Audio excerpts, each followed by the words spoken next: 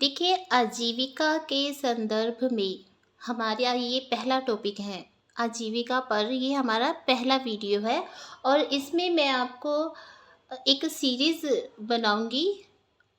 हर एक वीडियो में आपको पहले से ज़्यादा नॉलेज दी जाएगी। आजीविका पर जो ये पहला हमारा टॉपिक है, इसमें आपको कुछ ज़रूरी बातें मैं आपको बताऊंगी, क्योंकि सब बातें अगर मैं एक ही वीडियो में आपको बताऊंगी तो आप कहीं ना कहीं उलझ जाएंगे और आपको टॉपिक जो है वो समझ में नहीं आएगा कि आपने किस प्रकार से कुंडली को रीड करना है कि व्यक्ति की कुंडली में व्यवसाय का योग है या व्यक्ति की कुंडली में नौकरी का योग है। ठीक है, तो कुंडली में ये क्लियर होना चाहिए आपको कि कुंडली में कौन सा योग बन रहा है। ठीक है, जैसे ये 6 हाउस है। ठीक है, छठे हाउस को बंधनों का हाउस या नौकरी चाकरी का हाउस कहा जाता है। कुंडली में अगर षष्ठ भाव लगन और लग्नेश से अधिक बली है तो व्यक्ति चाहे जितनी मर्जी कोशिश कर ले, वो व्यक्ति नौकरी ही करता है। ठीक है, यदि वो अपना काम करना भी चाहे तब भी वो इस प्रकार से काम करता है कि वो अपने व्यवसाय में भी नौकरों की तरह काम करता है। उसको जो ज़रूरी डिसीज़न होते हैं वो लेने नहीं आते और वो दूसरे का परामर्श, दूसरे की सलाह ज़रूर लेता है कि उसे क्या करना चाहिए, क्या नहीं करना चाहिए। कहने का तात्पर्य ये है कि वो व्यवसाय भी नौकरी की तरह करता है। अगर षष्ठ भाव जो है वो लगन से, षष्ठ भाव षष्ठेश लगन लग्नेश से अगर बली है तो एक तो ये बात आपको अच्छे से समझ आनी चाहिए। ठीक है, दूसरी बात है कि नौकरी अगर कोई व्यक्ति करता है और वो अत्यधिक धन प्राप्त करना चाहता है, यानी कि कोई व्यक्ति बहुत ज़्यादा पैसा कमाना चाहता है, तो वो कभी भी नौकरी करके बहुत ज़्यादा धन प्राप्त नहीं कर सकता। अगर व्यक्ति अधिक धन कमाना चाहता है तो उसे नौकरी छोड़कर व्यवसाय करना ही होगा। लेकिन व्यवसाय वो तभी सफलतापूर्वक कर सकता है अगर उसकी कुंडली में व्यवसाय के योग हैं। जिस जातक की कुंडली में धन योग है वह जातक अधिक से अधिक धन कमाने में लगा रहता है। और ये कैसे होता है? नौकरी में अगर कोई व्यक्ति है तो वो ज़्यादा से ज़्यादा धन नहीं कमा सकता, ज़्यादा से ज़्यादा पैसे नहीं कमा सकता। क्यों नहीं कमा सकता? उसका कारण ये है कि नौकरी में एक फिक्स सैलरी दी जाती है। इतनी तारीख को आपको इतनी सैलरी दी जाएगी। नौकरी में हमेशा ये होता है, व्यवसाय में ऐसा नहीं होता। व्यवसाय में जितना आप अपना एफर्ट्स डाल रहे हैं उतनी ही आपको आपकी जो इनकम है वो बढ़ती जाती है।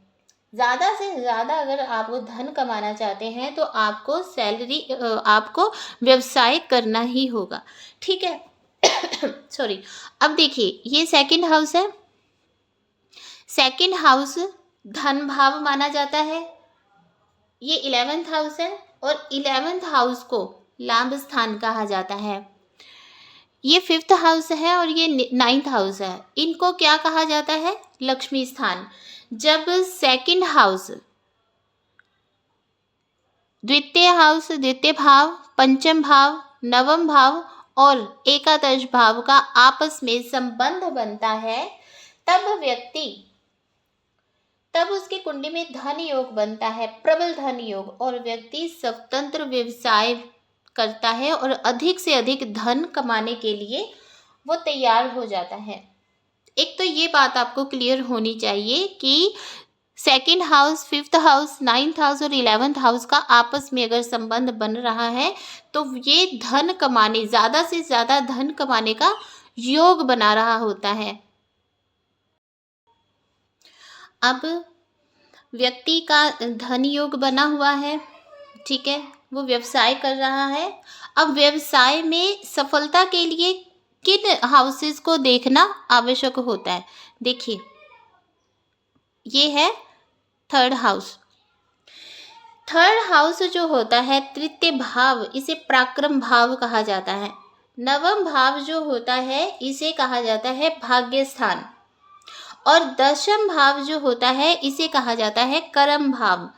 ठीक है, इनका आपस में संबंध होना बहुत जरूरी है। अगर इनका आपस में संबंध है, तृतीय भाव का, नवम भाव का, दशम भाव का आपस में संबंध है, तो ये व्यक्ति जो है ये जोखिम लेकर व्यवसाय करता है। यानी कि वो व्यवसाय में रिस्क भी ले लेता है और रिस्क लेने से वो हिचकिचाता नहीं है, क्योंकि उसे पता है कि अगर मैंने पैसा कमाना है, अपने व्यवसाय को बुलंदियों तक लेकर जाना है, तो रिस्क लेना ही पड़ेगा।